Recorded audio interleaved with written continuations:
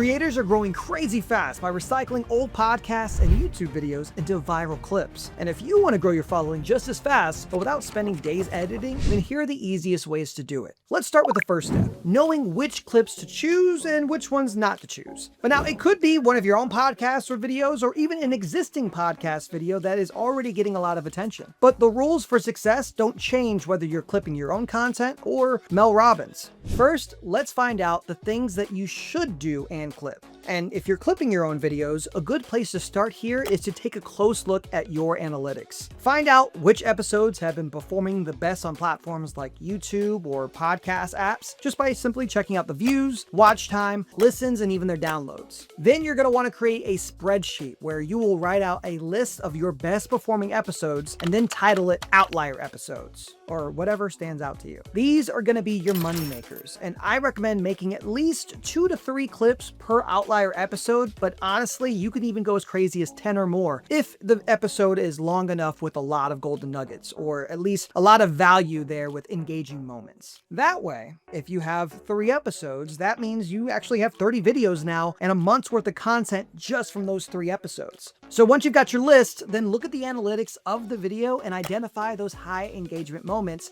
in each episode. You're going to want to look for the spikes or plateaus in the graph, and these are going to indicate parts of the video that really captivated your audience. But now if we're making clips from YouTube videos where we sometimes use B-roll, always start with your face or at least the guest face on screen because it makes it more engaging. But a face alone won't hold their attention without a good hook, which is why the first line needs to be mind-blowing, aka the hook or the scroll stopper, because it needs to tell the viewer the value of this video. If people aren't saying, "Wait, hold on, what?" after they hear the first line, then they're probably not going to stick around, and you've only got really a short window to capture their attention. But now obviously, since you're not filming new shorts, but rather recycling instead, you'll need to go through and look at the footage to see if you can find the best moments that have either bold statements, claims, or you're on the verge of explaining something or teaching something that is super interesting. I'll actually show you how to clip out videos while you're editing in just a minute, but remember that short form content is different in that attention spans are even shorter. So the more mind-blowing the hook is, the better. Now, these clips are great examples of exactly that. Vegetarians have smaller brains. Is it possible to spot a liar? Yes, it's possible. It's very difficult. Have you heard the theory that the Trumps are time travelers? Grab me a DeLorean. How could you not want to keep on watching? But now we'll talk about optimizing short videos with SEO in just a bit. But if you want videos to do well when people are searching, then make sure that the video starts out immediately addressing the thing that the viewer would search. Like this video right here. Anyone can fake smile. This is what mine looks like.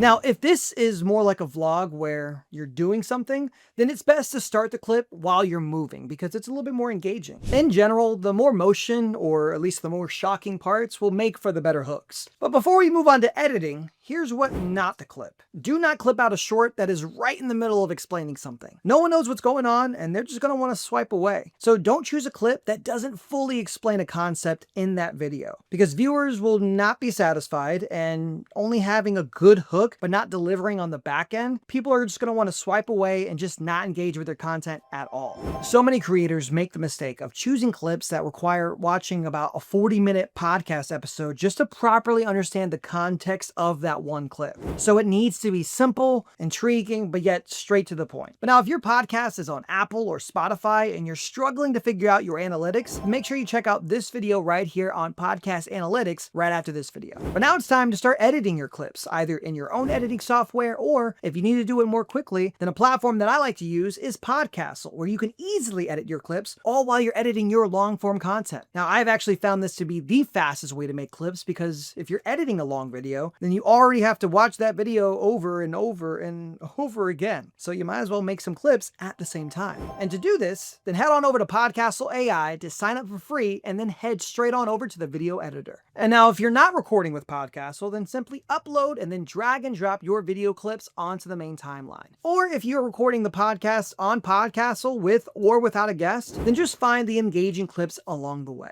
Oh, and by the way, Podcastle will soon be able to use AI to automatically select the most engaging parts for you. Another reason why it is one of my favorite tools out there. All right, so once you select the clip in the video, the next step would be to trim your clip, cutting out all the parts that you don't need and just leaving only the best but yet most engaging moments will really hook your audience in. And please remember, when it comes comes to short form content, if even just 1 second of footage isn't engaging, then you'll miss out on a ton of views where people are going to get dull and bored and swipe away. So trim it to perfection. And now after perfecting your cut, you're going to want to adjust the video's aspect ratio to match the social media platform that you're targeting. For platforms like Reels, Shorts, and TikTok, then you'll need a 9:16 aspect ratio. But now your edit probably looks something like this. So to fix this, you're just going to want to resize, crop, and then adjust your footage until it fits perfectly within those dimensions. And next, just like how podcasts and YouTube videos all have titles and thumbnails, you need to come up with on-screen texts and titles that immediately tells the viewer